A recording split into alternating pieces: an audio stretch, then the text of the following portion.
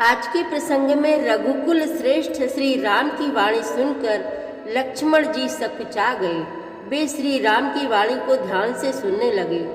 श्री राम जी कहते हैं, यदि भरत का जन्म धरती पर ना हुआ होता तो संसार की धर्म धुरी को पृथ्वी पर कौन धारण करता। इधर श्री भरत जी ने सभी के साथ मंदाकिनी नदी में स्नान किया और सोचते हैं कि मेरी माता की करनी को देखकर मुझे आया हुआ जानकर कहीं श्री राम लक्ष्मण एवं सीता जी अपना स्थान छोड़कर कहीं और न चले जाएं।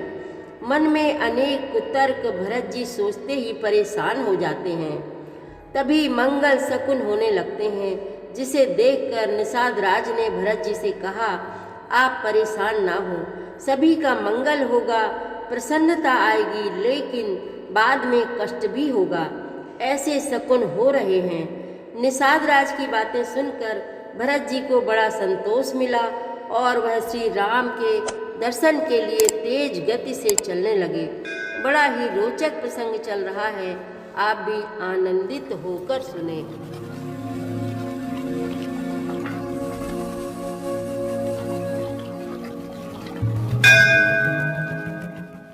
श्री रामचरितमानस पाठ को सुनने वाले सभी श्रोताओं का स्वागत है। राम राम जी। पाठ प्रारंभ करने के पहले बोलिए, सियावर रामचंद्र की जय, पवन सुत हनुमान की जय, श्री तुलसीदास जी महाराज की जय। सुनी रघुबर बानी विबुध, देखी भरत पर हेतु, सकल सराहत राम सो, प्रभु को कृपा निकेतु। श्री रामचंद्र जी की वाणी सुनकर और भरत जी पर उनका प्रेम देखकर समस्त देवता उनकी सराहना करने लगे और कहने लगे कि श्री रामचंद्र जी के समान कृपा के धाम प्रभु और कौन है। जो न होत जग जन्म भरत को, सकल धर्म धुर धरनि धरत को, कवि कुल अगम भरत गुण गाथा, को जानई तुम्हें बिनु रघुनाथा। यदि जगत में भरत का जन्म न होता तो पृथ्वी पर संपूर्ण धर्मों की धुरी को कौन धारण करता। हे रघुनाथ जी, कवि कुल के लिए अगम, उनकी कल्पना से अतीत भरत जी के गुणों की कथा आपके सिवा और कौन जान सकता है। लखन राम सिंह सुनि सुरबानी, अति सुख लहु न जाई बखानी। यहाँ भरत सब सहित सहाय, मंदाकिनी पुनीत नहाए। लक्ष्मण जी, श्री रामचंद्र जी और सीता जी ने देवताओं की वाणी सुनकर अत्यंत सुख पाया, जो वर्णन नहीं किया जा सकता। यहाँ भरत जी ने सारे समाज के साथ पवित्र मंदाकिनी में स्नान किया। सरित समीप राखी सब लोगा, मागी मातु गुरु सचिव नियोगा। चले भरत जहाँ सिय रघुराई, साथ निषाद नाथ लघुभाई। फिर सबको नदी के समीप ठहराकर तथा माता, गुरु और मंत्री की आज्ञा मांगकर निषाद राज और शत्रुघ्न को साथ लेकर भरत जी वहाँ को चले जहाँ श्री सीता जी और श्री रघुनाथ जी थे। समुझि मातु कर तब सकुचाही, करत कुतरक कोटि मन माही। राम लखन सिय सुनि मम नाऊ, उठ जनियनत जाहि तजि ठाऊ।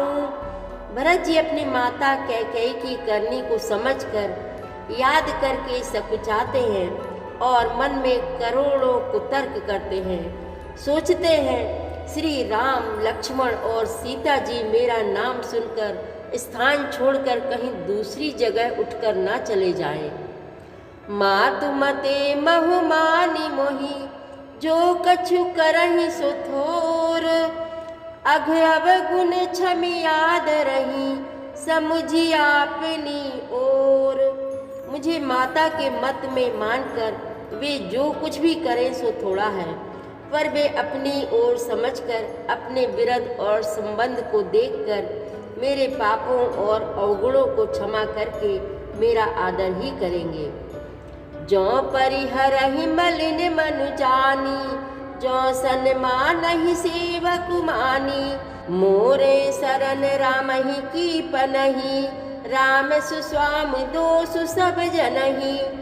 चाहे मलिन मन जानकर मुझे त्याग दे, चाहे अपना सेवक मानकर मेरा सम्मान करे, कुछ भी करे, मेरे तो श्री रामचंद्र जी की जूतियाँ ही शरण है।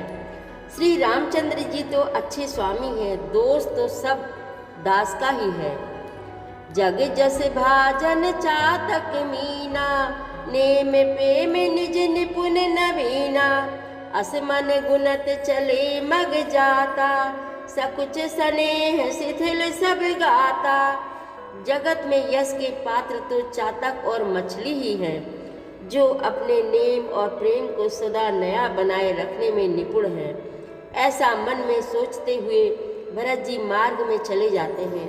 उनके सब अंग संकोच और प्रेम से शिथिल हो रहे हैं। फेर अति मनहु मातु कृत खोरी, चलत भगति बल धीरज धोरी। जब समुझत रघुनाथ सुभाऊ, तब पथ परत उताइल पाऊ। माता की हुई बुराई मानो उन्हें लौटाती है, पर धीरज की धुरी को धारण करने वाले भरत जी भक्ति के बल से चले जाते हैं। जब श्री रघुनाथ जी के स्वभाव को समझते स्मरण करते हैं, तब मार्ग में उनके पैर जल्दी जल्दी पड़ने लगते हैं। भरत दसाते ही अवसर कैसी, जल प्रवाह जल अल गति जैसी। देखी भरत कर सोचु सनेहु, भानि साधत ही समय विदेहु। उस समय भरत की दशा कैसी है, जैसी जल के प्रवाह में जल के भौरे की गति होती है। भरत जी का सोच और प्रेम देखकर उस समय निषाद विदेह हो गया, देह की सुध बुध भूल गया। लगे होने मंगल सगुन, सुनि गुनि कहत निषादु। मिटहि सोच होई हरसु, पुनि परिणाम विषादु। मंगल शकुन होने लगे। उन्हें सुनकर और विचार कर निषाद कहने लगा, सोच मिटेगा, हर्ष होगा, पर फिर अंत में दुख होगा। सेवक बचन सत्य सब जाने, आश्रम निकट जाई नियराने। भरत दीख बन शैल समाजू, मुदित क्षुदित जन पाई सुनाजू। भरत जी ने सेवक गुह के सब वचन सत्य जाने और वे आश्रम के समीप जा पहुँचे। वहाँ के वन और पर्वतों के समूह को देखा तो भरत जी इतने आनंदित हुए मानो कोई भूखा अच्छा अन्न भोजन पा गया हो। इति भीति जन प्रजा दुखारी, त्रिविधि ताप पीड़ित ग्रह मारी। जाई सुराज सुदेश सुखारी, होहि भरत गति तेहि अनुहारी। जैसे ईति के भय से दुखी हुई और तीनों आध्यात्मिक, आदि दैविक और आदि भौतिक तापों तथा क्रूर ग्रहों और महामारियों से पीड़ित प्रजा किसी उत्तम देश और उत्तम राज्य में जाकर सुखी हो जाए, भरत जी की गति दशा ठीक उसी प्रकार की हो रही है। अधिक जल बरसना, ना बरसना, चूहों का उत्पात, टिड्डियाँ, तोते और दूसरे राजा की चढ़ाई, खेतों में बाधा देने वाले इन 6 उपद्रवों को इति कहते हैं। राम बास बन संपत्ति भ्राजा, सुखी प्रजा जन पाई सुराजा। सचिव विराग विवेक नरेशु, विपिन सुहावन पावन देशु। श्री रामचंद्र जी के निवास से वन की संपत्ति ऐसी सुशोभित है मानो अच्छे राजा को पाकर प्रजा सुखी हो। सुहावना वन ही पवित्र देश है, विवेक उसका राजा है और वैराग्य मंत्री है। भट जम नियम शैल रजधानी, शांति सुमति सुचि सुंदर रानी।